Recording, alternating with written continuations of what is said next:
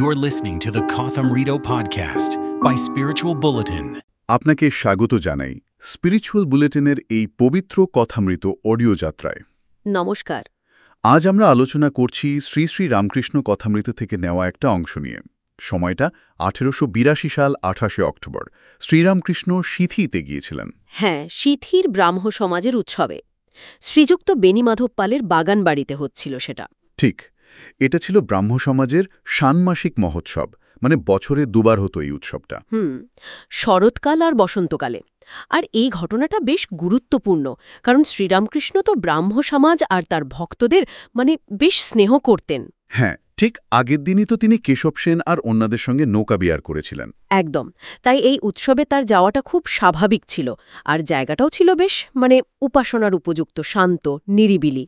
উৎসবে ঠাকুর পৌঁছনোর আগেই কিন্তু পরিবেশটা বেশ জমে উঠেছিল, তাই না? কিন্তু তার আগেই তো কলকাতা আশপাশের গ্রাম থেকে প্রচুর লোক এসে গেছে।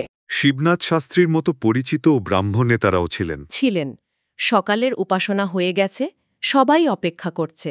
একদিকে সন্ধ্যার উপাসনা আর অন্যদিকে শ্রীরামকৃষ্ণের জন্য অধীর অপেক্ষা, তাকে দেখা, তার কথা শোনা। হ্যাঁ, তার কথামৃত পান করা, সংকীর্তন শোনা, তার সেই সমাধিস্থ অবস্থা বা নৃত্য দেখা, এসবের জন্য লোকে লোকারণ্য। লেখক বলছেন বাগান বাড়িটা নাকি একেবারে পূজা বাড়ির মতো লাগছিল। ঠিক, শরতের আকাশ, গাছপালা সব মিলিয়ে পরিবেশটাই যেন অন্যরকম।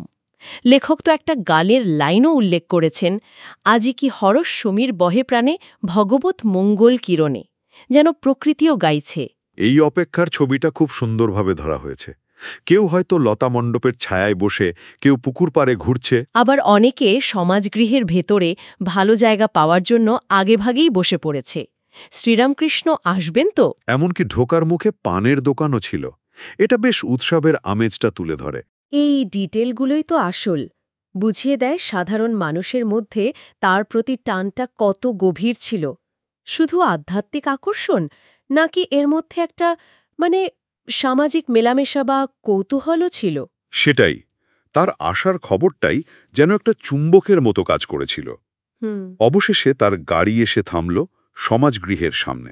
আর সঙ্গে সঙ্গে একটা চাঞ্চল্য।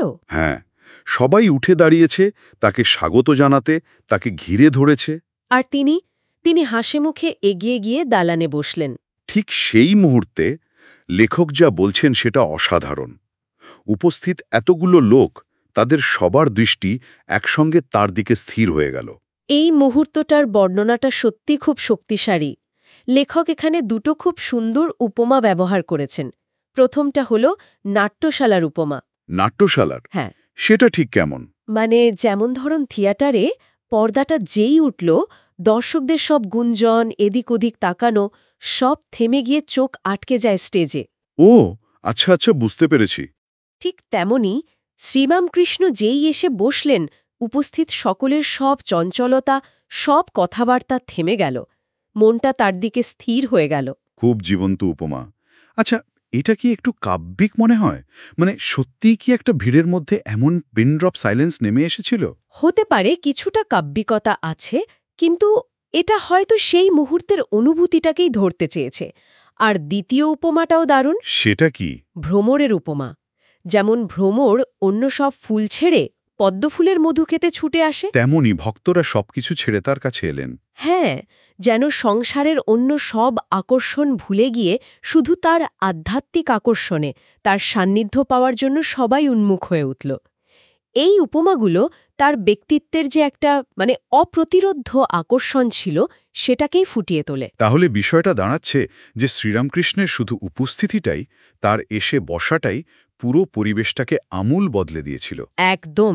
একটা সাধারণ উৎসবের মেজাজ, একটা সামাজিক মেলামেশার আবহ, সেটা নিমেষের মধ্যে একটা গভীর আধ্যাত্মিক আকর্ষণের কেন্দ্রে পরিণত হল। তার সহজ আনন্দময় উপস্থিতি হয়তো এর কারণ ছিল। জাগতিক কোলাহল থেকে মনটাকে সরিয়ে আনতে পারছিল। ঠিক তাই। এই বিবরণটা শুধু শ্রীরামকৃষ্ণের ব্যক্তিগত ক্যারিশমা বা ওই চৌম্বকীয় আকর্ষণ নিয়ে ভাবায় না, বরং এটা তৎকালীন সমাজের কথাও বলে। হ্যাঁ, সেই সময়ের মানুষের আধ্যাত্মিক খোঁজ, একজন পথপ্রদর্শকের জন্য আকুলতা, সেটারও একটা ছবি আমরা পাই। আর সবচেয়ে বড় কথা, ভিন্ন মতের মানুষ, যেমন ব্রাহ্ম সমাজের সদস্যরা, তারাও কিভাবে তার ব্যক্তিত্বের প্রভাবে এতটা প্রভাবিত হলেন, একত্রিত হলেন। এটা সত্যি ভাবার মতো।